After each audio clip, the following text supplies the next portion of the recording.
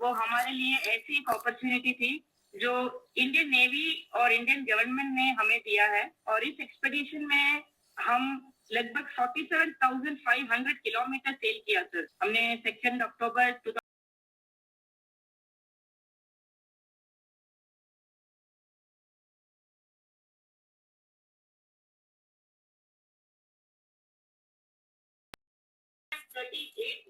हम सिर्फ दोनों थे सर इस बोट पे।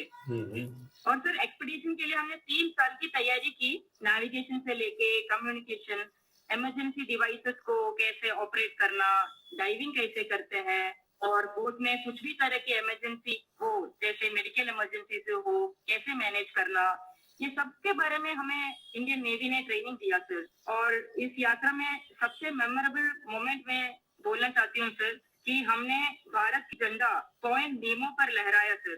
सर पॉइंट नीमो दुनिया की सबसे रिमोटेस्ट लोकेशन पे है सर।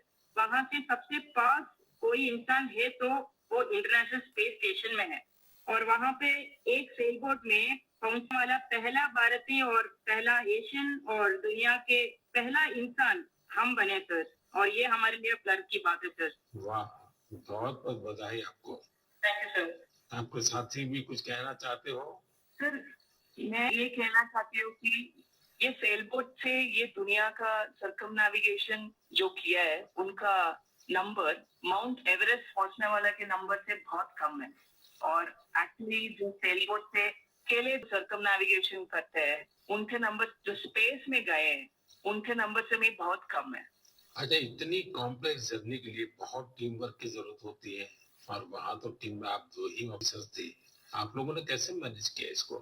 जी सर, ऐसे यात्रा के लिए हम दोनों को एक साथ मेहनत करना पड़ता था। और जैसे लेफ्टिनेंट कमांडर दिलना ने बोला, ये अचीव करने के लिए सिर्फ दोनों था बोट पे। और हम बोट रिपेयरर थी, इंजन मैकेनिक थी, pen maker, medical assistant, cook, cleaner, diver, navigator, और सब कुछ एक साथ करना पड़ता था। और ये हमको अचीव करने के लिए इंडियन नेवी का बड़ा कंट्रीब्यूशन था और हमको हर तरह की ट्रेनिंग दिया है। एक्चुअली सर हम 4 साल से साथ सेल कर रहे हैं, तो एक दूसरे की स्ट्रेंथ और वीकनेस हम अच्छी तरह से जानते हैं। इसलिए हम सबको कहते हैं कि हमारे बोट पर एक इक्विपमेंट थी जो कभी फेल नहीं हुआ, वो हम दोनों का टीम वर्क था। अच्छा, जब मौसम खराब होता था, क्योंकि ये समुद्री दुनिया तो ऐसी है, मौसम का कोई ठिकाना नहीं, तो आप उस सिचुएशन को कैसे हैंडल करते थे? सर हमारा यात्रा में बहुत सारा एडवर्स चैलेंजेस सब थे सर। हमें इस एक्सपेडिशन में कई चैलेंजेस फेस करना पड़ा। स्पेशली सर सदर्न ओशन में हमेशा मौसम बुरा होता है, हमें 3 तूफानों को भी फेस करना पड़ा। और सर हमारा बोट सिर्फ 17 मीटर का है और लेंथ में उसका विड्थ है सिर्फ 5 मीटर। तो कभी कभी कुछ लहरें आती थी जो 3 स्टोरी बिल्डिंग से भी बड़ी थी सर। हमने बहुत ज्यादा गर्मी और बहुत ज्यादा सर्दी दोनों फेस किया है हमारे जर्नी में। अंटार्कटिका में सर जब हम सेल कर रहे थे, हमारा टेम्परेचर 1 डिग्री सेल्सियस और 90 किलोमीटर पर आवर का हवा दोनों एक साथ हमको सामना करना पड़ा था। और हमने ठंड से बचने के लिए 6 to 7 लेयर कपड़े एक साथ पहनते थे और पूरा सदर्न ओशन हमने ऐसी 7 लेयर ऑफ क्लोथिंग से किया सर। एंड कभी कभी हम गैस स्टोव लेके हमारा हाथ को गर्म करते थे सर। और कभी ऐसे सिचुएशन भी होते हैं जब हवा बिल्कुल नहीं होता है और हम सेल्स पूरा नीचे करके हम ड्रिफ्ट होते रहते हैं।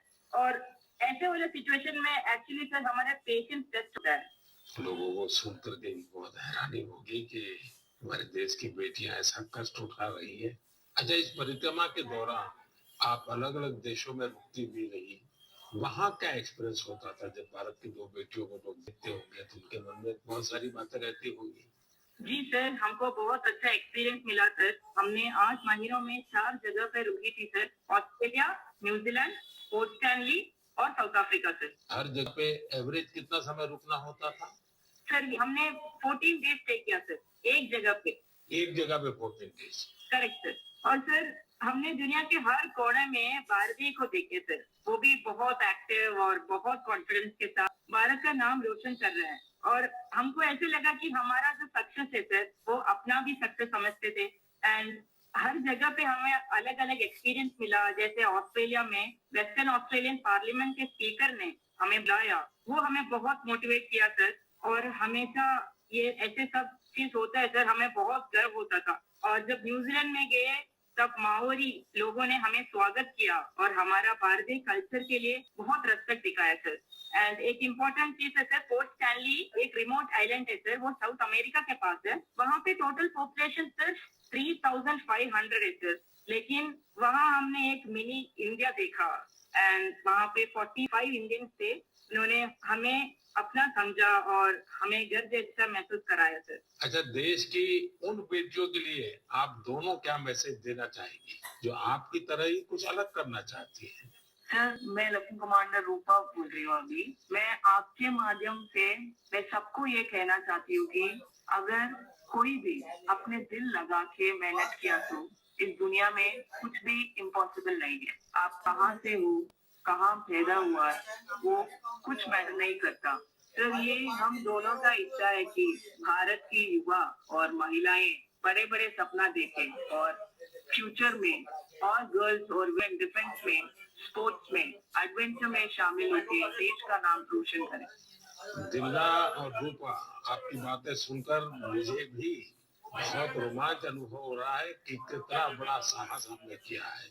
आप दोनों को मेरी तरफ से बहुत बहुत धन्यवाद। निश्चित तौर पर आपकी मेहनत, आपकी सफलता, आपकी अचीवमेंट देश के युवकों को, देश की युवतियों को बहुत प्रेरित करेगी। ऐसे ही तिरंगा लहराते रहिए। भविष्य के प्रयासों के लिए आपको मेरी ढेरों शुभकामनाएं। Thank you sir. बहुत बहुत धन्यवाद। वणक्कम, नमस्कार। नमस्कार सर।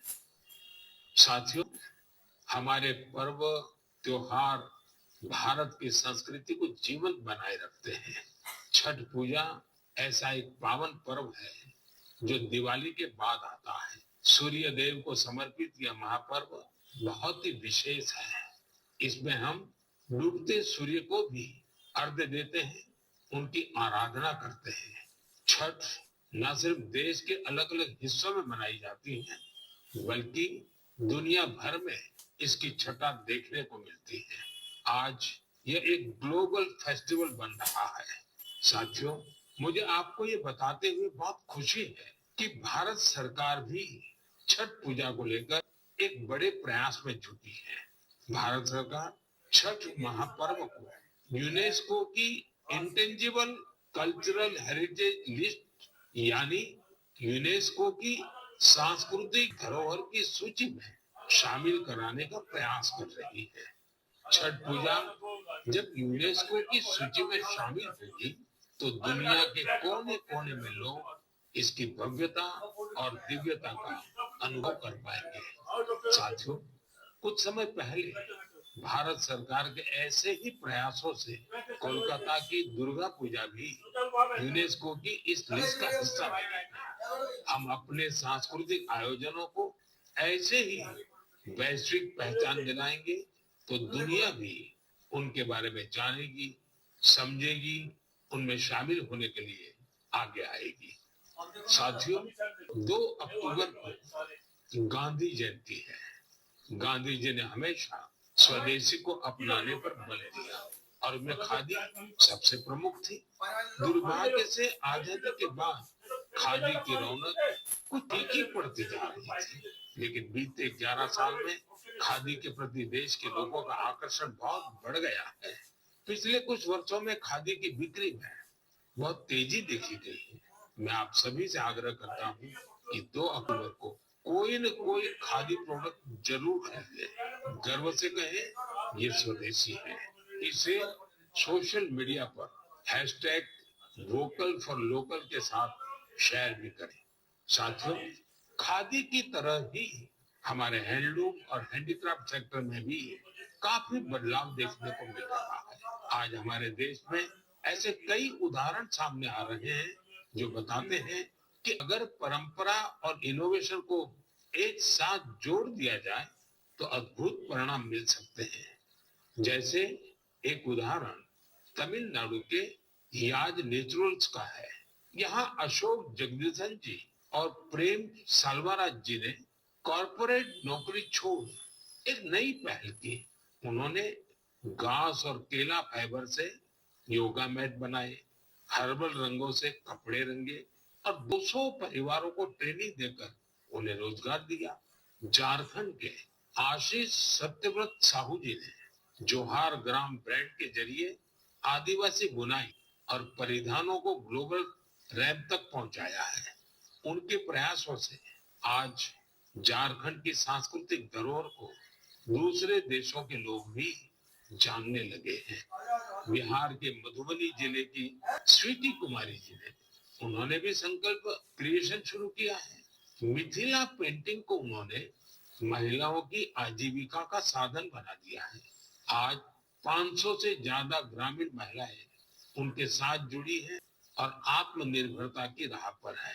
सफलता की ये सभी गाथाएं हमें सिखाती हैं कि हमारी परंपराओं में आय के कितने ही साधन छिपे हुए हैं।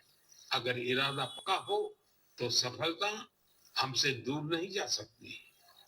मेरे प्यारे देशवासियों, अगले कुछ ही दिनों में हम विजयादशमी मनाने वाले हैं। इस बार विजयादशमी एक और वजह से बहुत विशेष है। इसी दिन राष्ट्रीय स्वयंसेवक संघ की स्थापना के 100 वर्ष हो रहे हैं। एक शताब्दी की ये यात्रा जितनी अद्भुत है, अभूतपूर्व है, उतनी ही प्रेरक है। आज से 100 साल पहले जब राष्ट्रीय स्वयंसेवक संघ की स्थापना हुई थी, तब देश सदियों से गुलामी की जंजीरों में बंधा था। सदियों की इस गुलामी ने हमारे स्वाभिमान और आत्मविश्वास को गहरी चोट पहुंचाई थी। विश्व की सबसे प्राचीन सभ्यता के सामने पहचान का संकट खड़ा किया जा रहा था। देशवासी हीन भावना का शिकार होने लगे थे। इसलिए देश की आजादी के साथ साथ ये भी महत्वपूर्ण था कि देश वैचारिक गुलामी से भी आजाद हो। ऐसे में परम पूज्य डॉक्टर फिरगेवार जी ने इस विषय में मंथन करना शुरू किया और फिर इसी भगीरथ कार्य के लिए उन्होंने 1925 में विजयादशमी के पावन अवसर पर राष्ट्रीय स्वयंसेवक संघ की स्थापना की। डॉक्टर साहब के जाने के बाद परम पूज्य गुरु जी ने राष्ट्र सेवा के इस महायज्ञ को आगे बढ़ाया। परम पूज्य गुरु जी कहा करते थे, राष्ट्राय स्वाहा इदम राष्ट्राय इदम न मम, यानी ये मेरा नहीं है, ये राष्ट्र का है। इसमें स्वार्थ से ऊपर उठकर राष्ट्र के लिए समर्पण का भाव रखने की प्रेरणा है। गुरु जी गोलवलकर जी के इस वाक्य ने लाखों स्वयंसेवकों को त्याग और सेवा की राह दिखाई। त्याग और सेवा की भावना और अनुशासन की सीख, ये भी संघ की सच्ची ताकत है। आज आरएसएस 100 वर्ष से बिना थके, बिना रुके राष्ट्र सेवा के कार्य में लगा हुआ है। इसलिए हम देखते हैं देश में कहीं भी प्राकृतिक आपदाएं आरएसएस के स्वयंसेवक सबसे पहले वहां पहुंच जाते हैं। लाखों लाख स्वयंसेवकों के जीवन के हर कर्म, हर प्रयास में राष्ट्र प्रथम, नेशन फर्स्ट की यह भावना हमेशा सर्वोपरि रहती है। मैं राष्ट्र सेवा के महायज्ञ में स्वयं को समर्पित कर रहे प्रत्येक स्वयंसेवक को अपनी शुभकामनाएं अर्पित करता हूँ। मेरे प्यारे देशवासियों, अगले महीने 7 अक्टूबर को महर्षि वाल्मीकि जयंती है। हम सब जानते हैं महर्षि वाल्मीकि भारतीय संस्कृति के कितने बड़े आधार हैं।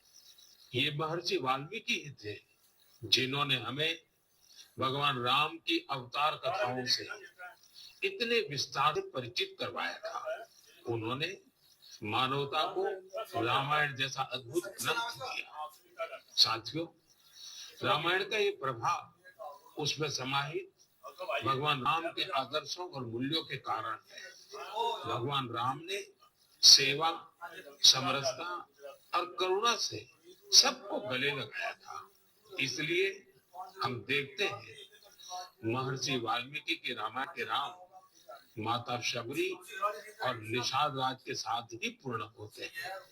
इसलिए साथियों, अयोध्या में जब राम मंदिर का निर्माण हुआ तो साथ में निषाद राज और महर्षि वाल्मीकि का भी मंदिर बनाया गया है। मेरा आपसे आग्रह है, आप भी जब अयोध्या में रामलला के दर्शन करने जाएं तो महर्षि वाल्मीकि और निषाद राज मंदिर के दर्शन जरूर करें। मेरे प्यारे देशवासियों, कला, साहित्य और संस्कृति की सबसे खास बात होती है कि ये किसी एक दायरे में बंधी नहीं होती। इनकी सुगंध सभी सीमाओं को पार कर लोगों के मन को छूती है। हाल ही में पेरिस के एक कल्चरल इंस्टीट्यूट सौंथ मंडपा ने अपने 50 वर्ष पूरे किए। इस सेंटर ने भारतीय नृत्य को लोकप्रिय बनाने में अपना व्यापक योगदान दिया है। इसकी स्थापना मिलेना साल्विनी ने की थी। उन्हें कुछ वर्ष पहले पद्मश्री से सम्मानित किया गया था। मैं सौंथ मंडपा से जुड़े सभी लोगों को बहुत बधाई देता हूं और भविष्य के प्रयासों के लिए उन्हें शुभकामनाएं देता हूं। साथियों, अब मैं आपको 2 छोटी ऑडियो क्लिप सुना रहा हूं, इन पर ध्यान दीजिएगा। दयालु सित किंसितना